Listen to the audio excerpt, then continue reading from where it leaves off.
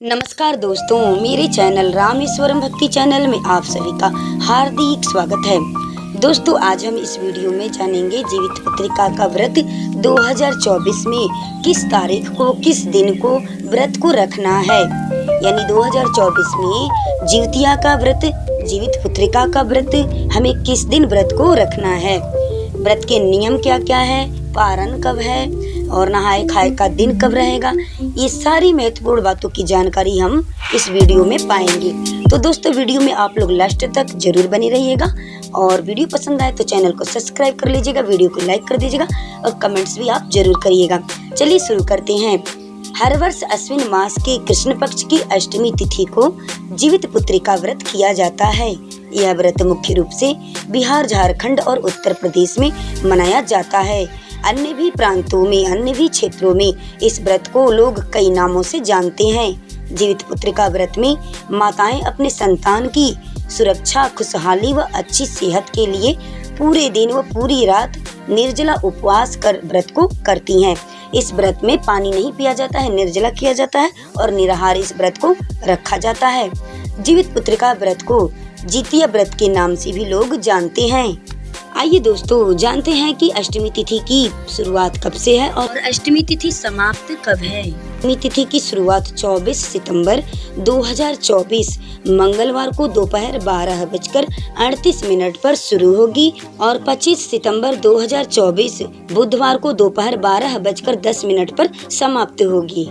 अर्थात उदया तिथि को ध्यान में रखते हुए उदया तिथि के हिसाब से जीवित पुत्रिका का व्रत 25 सितंबर 2024 बुधवार के दिन सभी माताएं बहनें इस व्रत को रखेंगी और उसी दिन जीवतिया के व्रत को निर्जला निराहार रखा जाएगा। आइए दोस्तों, अब हम जानते हैं कि जीवित पुत्रिका व्रत का नहाए खाए का दिन क्या रहेगा और नहाए खाए का नियम क्या रहेगा। जीवित पुत्रिका व्रत के नहाए खाए का दिन रहेगा 24 सितंबर 2024 मंगलवार को नहाए खाए का दिन शुरू होगा और 25 सितंबर 2024 बुधवार को जीतिया व्रत को किया जाएगा।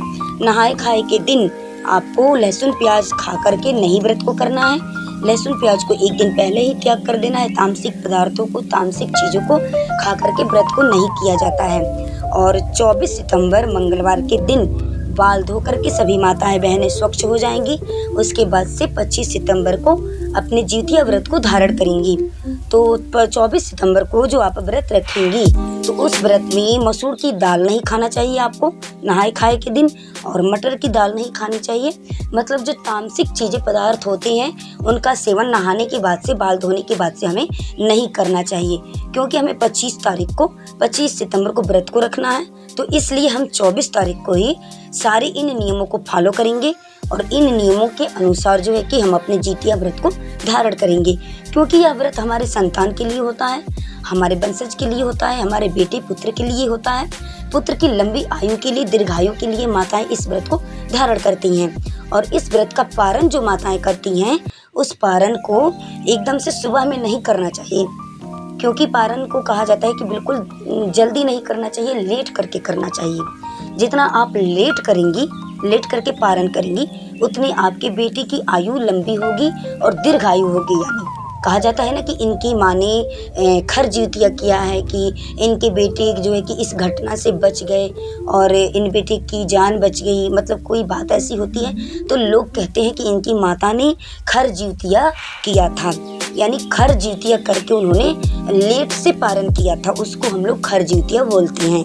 तो आप लोग ये सारी बातें मेरे ख्याल से समझ गए होंगे। नहाए खाए के दिन जब रात्रि में आप विश्राम करिएगा, सोइएगा, तो 12 बजे के बाद उठ करके, 12 बजे के बाद से टाइमिंग चेंज हो जाता है।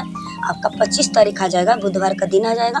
लेकिन जब उदया तिथि के हिसाब से जो हमारी तिथि लगती है उस तिथि को हम लोग मानते हैं, तो 12 बजे के बाद यानी आपकी टाइमिंग चेंज हो जाएगी। तो उठ करके आप लोग 2 बजे, 2:30 बजे के बाद में उठ करके सरगी जरूर खा लीजिएगा।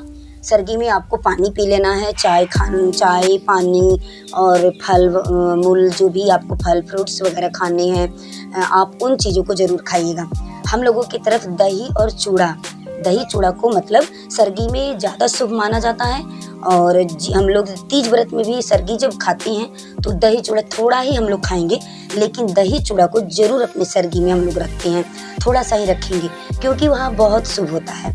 तो सर्गी आप लोग ज़रूर खा लीजिएगा, पानी पी लीजिएगा, फ्रूट वगैरह खा लीजिएगा, चाय पी लीजिएगा। आपको भोर में जो मतलब आपकी इच्छा करती है आप उसको सर्गी में खा लीजिएगा, क्योंकि इससे क्या होगा कि दिन में आपको प्यास नहीं लगेगी और व्रत भी आपका अच्छे से हो जाएगा।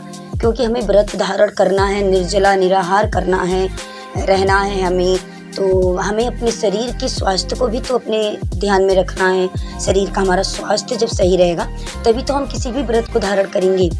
ऐसा तो है नहीं कि जब हमारा शरीर डैमेज हो जाएगा तो हमारे लिए हर एक व्रत मुसीबत हो जाएगी, हम कर नहीं पाएंगे, कठिन हो जाएगा हमारे लिए। तो पहले अपने सेहत को ध्यान में रखना है कि हमारा सेहत भी ठीक रहे, उसके बाद से हम भगवान का भजन भी करते रहें और हमारा सारा व्रत भी होता रहे। तो आप सर्गी जरूर खाइएगा सुबह में भोर में उठ करके। आप ध्यान में रखिएगा कि चिड़िया कौवे की बोली जो होती है वो आपके कान में न जाए, उसके पहले आप सर्गी को खा लीजिएगा। मेरे बताए अनुसार जो है कि आप 2-2:30 बजे के करीब से लेकर के 3 साढ़े 3 बजे तक सर्गी जो है कि आप खा लेंगे बिल्कुल। और लास्ट टाइम जो होता है, जो लोग सो जाते हैं उनके लिए 4 बजे तक भी वो लोग सर्गी को खा सकते हैं। चिड़ियों की आवाज़, पक्षियों की आवाज़ कान तक हमारे नहीं जाने चाहिए। इस बात को आप लोग बिल्कुल ध्यान में रखिएगा। जानते हैं कि जिउतिया व्रत में हमें पूजन कैसे करना है।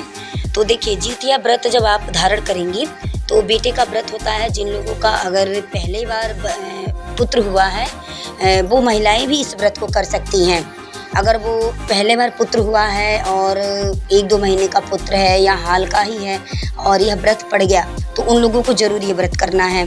और जिनकी सासू माँ नहीं है उनको तो अनिवार्य है यह व्रत करना, क्योंकि वो उनकी सासू माँ नहीं है तो बहू जो है कि अपने सास को पानी देती है, खरी तेल देती है, उन लोगों को भी यह व्रत करना अनिवार्य होता है। और इस व्रत में जो है कि जीतबंधन महाराज का पूजन किया जाता है।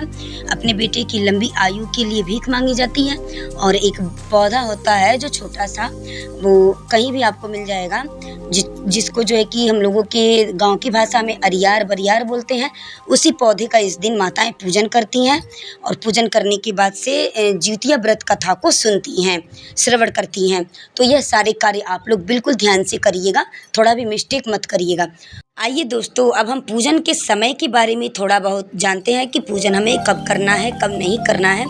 तो देखिए, 25 सितंबर 2024 को दोपहर 12:12 से लेकर दोपहर 1:42 तक राहु काल रहेगा।